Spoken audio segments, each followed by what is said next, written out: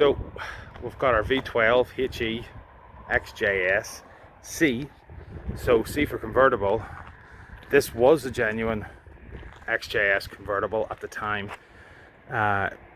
It was, call it a safety feature, call it they hadn't the technology in place to develop the rigidity in the structure, so they kept a roll bar type structure which kept that finish so it was like a coupe. And around the same time, Jaguar was allowing multiple companies really to do their own thing. This was an official Jaguar XJS-C convertible, so it's been done properly. What you see is the roof in full convertible mode. This bit pulls up, clip with one little twist underneath the roll bar, and then there's two target panels that you've seen in the boot, and they can stay off, or you can just have this up, so like a coupe with targets, or the full conversion like that. Trying to think what else now, what we need to say about the roof. We don't. Anyway, it was, you have to think back, it's not an SL Mercedes. This is what I keep talking about. It isn't an SL Mercedes W129. They had technology for pop-up roll bars, and the car was just another leap on. This is 70s tech. It's probably actually even earlier than that, really, when you think about it, when they were developing it, and it made sense to have this. So whilst aesthetically not as pleasing perhaps in some eyes, I quite like it as the full convertible. I would rather be in a crash in this than a full XJS convertible, which were later produced by Jag, because structural rigidity or not, there was nothing. It was just completely flat from the A-pillar back, from the windscreen pillar back. And as I said, it isn't an SL. You aren't going to have that sort of crumple, bouncing roll bar popping up for you to protect your head. You'd have just gone yoink and flat. So this is a good option, really. Anyway, enough about that. Signal red. The car was grey on delivery, and it was a two-seater with a parcel shelf, and it had starfish alloys. And later in its life, it had, for whatever reason, a full repaint, the signal red, done properly, proper Jaguar colour, proper cross-spoke alloys. It had a full leather interior replaced, and they had rear seats fitted and electric front seats fitted, and it made it more practical. So I would assume somebody had a bit of money and thought, why not? Or they bought it well or inherited it and thought, why not? And I'm here in the red arrow, so this could be a bit of an omen here, red with red. It's the V12 H.E, higher efficiency. It gets a bit more fuel to the gallon than the standard V12, and it is a little bit more horsepower. I believe it's 292, I think. It's a good looking thing. It really is. It's very 80s though. I mean, it's proper yuppie, and I mean, I love these. The last owner put these American style left-hand drive, European, whatever way you want to class them. I think it's American, but the quad headlights in chrome, had them fitted, and it just looks amazing. It's a bit more, something a little bit more different. But the car is in lovely order. Chrome's in lovely order. The wheels are in lovely order.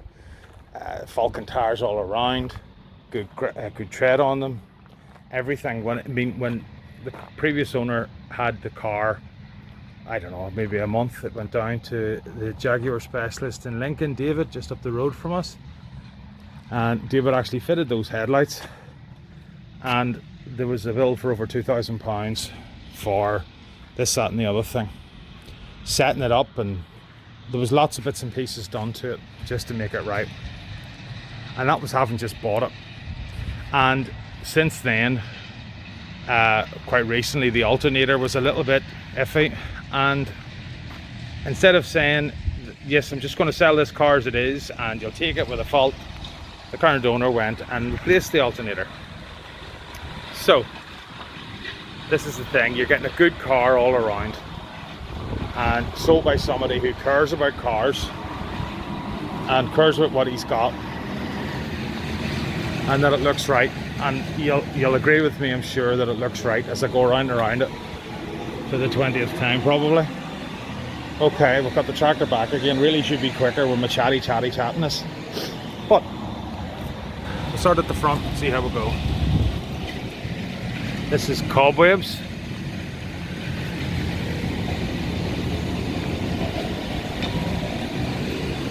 Said good tires, good tread, wheels are in nice order, nice center caps, arches. And underneath, it'll be nice to get the lift for our next seal it'll be in. So that we will just lift the car up, you'll be able to see underneath. But this is always commented on at MOT apparently that it's a nice car. A great example and how clean it is underneath generally.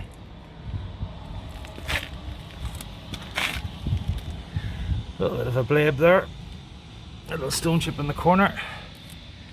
That's been really hard on this car. I mean, it really is. For 1986, when it was painted properly. I would assume it was an engine out job.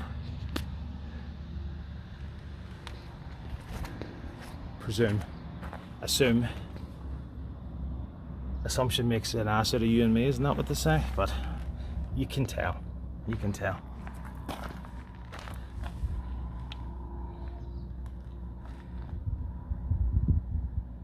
Wheels just look so good. As I said, very yuppie, very XS.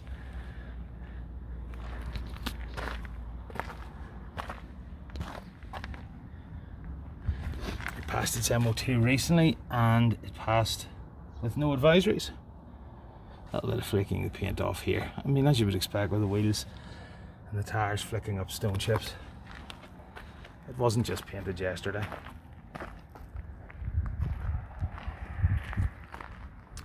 Okay, look inside.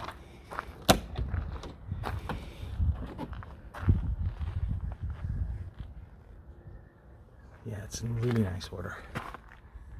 It's original dust. The ski slope, as with many of them, has cracked. Now, the cheap option for this is vinyl film. Scrape that off and start again with matching, I believe it's European walnut, which is actually different than this. So I wonder, has this been an issue before? No, it is actually different deliberately. Look at the door. Because that's like bird's eye maple there.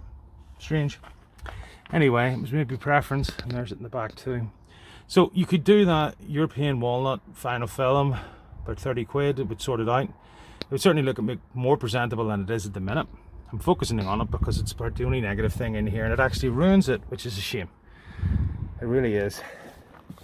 Or you can look for the proper timber ski slope, but be prepared to pay for it, because it's a common thing. That actually wasn't even as bad, but the car had been used during the summer months and the roof off, and as you know, the heat that we had.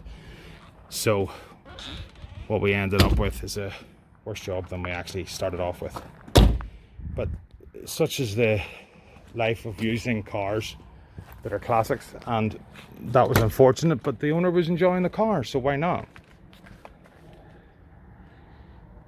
I mean, there's a nice patina on everything in the leather. Yes, you could make it perfect, and yes you could do, but as I said, 1986. Actually looked quite a comfortable place to be. Actually better space than the SL that we filmed earlier. Sony head unit, CD head unit. There's air conditioning, and the owner's statement about that is you're buying 70s tech air conditioning. So it is not going to be super duper efficient, and it's, I believe, the older gas, so don't be expecting something like out of a brand new car. It just won't be like that, but it does work. Cruise control, which does work, and as I said, electric seats, front and back, or forward and back, I believe that's about it, but it's a nice feature to have. Let's see what else we can do. And here, excuse me, I'm huffing and puffing. It's been a long day.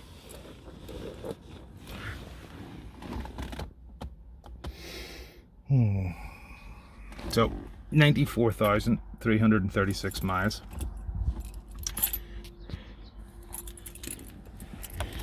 And I don't know if we've done an engine start, but we're going to do an engine start now. I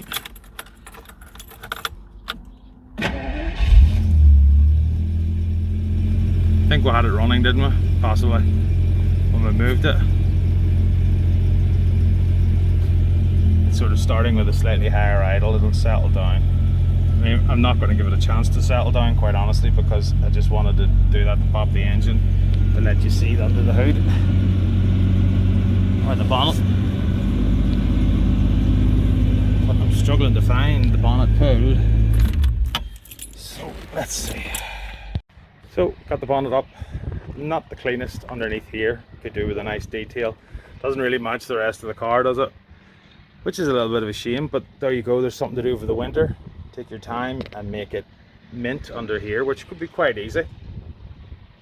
You know, there needs to be something for you to do. Certainly the bodywork doesn't need, you know, efforts of the wheels, or, you know, there's little bits certainly in the interior, but under here, but I believe we'll be able to get, oh, there we go. I was going to say the VIN plate. VIN plate shows that it's grey, I believe, on the other side. There's it there. Taking a picture of it anyway.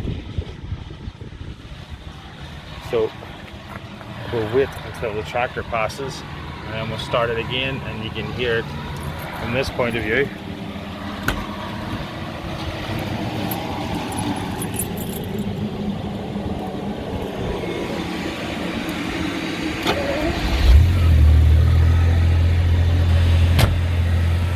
I don't know, I would say it's competing well against the tractors.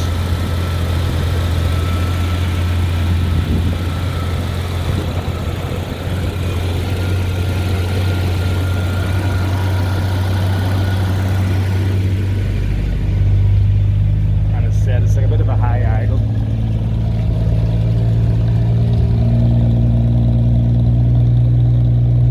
When it starts off, that seems to be the norm with an older car anyway.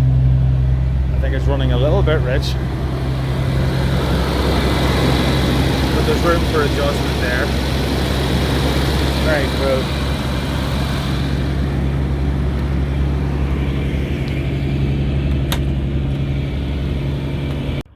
Feeling sprinkles of rain here, so having the convertibles out isn't maybe the best thing at this point. Let's just get this finished up.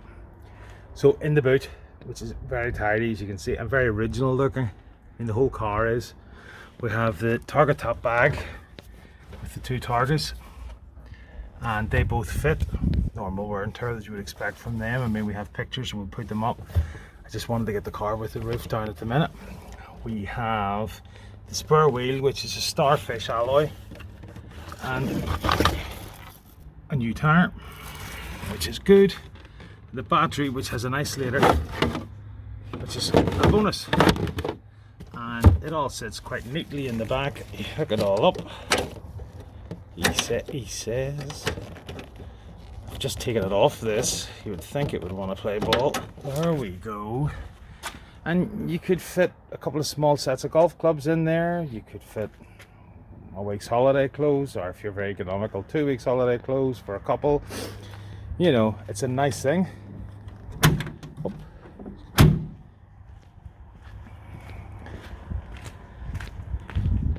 I suppose we should start as we mean to go on. We should have started here and just done it all, but anyway, there you go.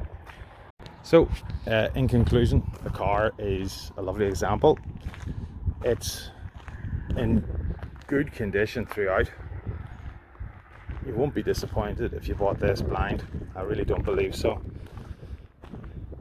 Can you do a little bit of things around it to improve it? Yeah, you could tidy up that ski slope inside. You could detail the engine bay. What else? You could clean the polish marks off the hood that I've missed. But is it a project car? No. Is it a show class car? No, but I would say that it's high up there in terms of a car that would be in everyday condition for everyday use, if you wish to be. It's right up there with that. So if you call project car the lower end of the market, a show car at an exceptional end of the market, I would say this is high middle, because it just is that good, you know. And it does genuinely get commented on when it's going for MOTs. And as I said, it just has that, it's like a 911 turbo from 1986, 1989 with a wheel tail. It's, you imagine guards red, black interior, you know, it's just, it's that kind of car, and it gets the juices flowing for that reason. And appreciate that there's going to be certain people detest it because it's an XJS-C. There's going to be certain people detest it because it's not a Porsche or a Mercedes or BMW. But you know, there's going to be those buyers, like the chap that previously owned it and the chap that currently owns it, that absolutely love it. And the reasons for selling it, well, they're his own. But he absolutely loves it and would use it daily if he had the opportunity. But he has other cars and reasons to sell, as most owners do have. Hence why we have a classic car auction in the first place. In some cases it's choice, in some cases it's they're not getting used. Some people just like to change up. But we feel 11 to 13, 11 to 12, 11 to 13 potentially. It's not a cheap example. There's private sellers expecting £20,000 for similar cars. I think that's expecting a bit much, but I definitely think 11 to 13,000 is possible for this. You're going to really enjoy driving it. You're going to really enjoy owning it. Let's face it, it's another classic. You're going to really enjoy the whole thing. And skies like that again. Okay, cookie. Thanks guys. Bye.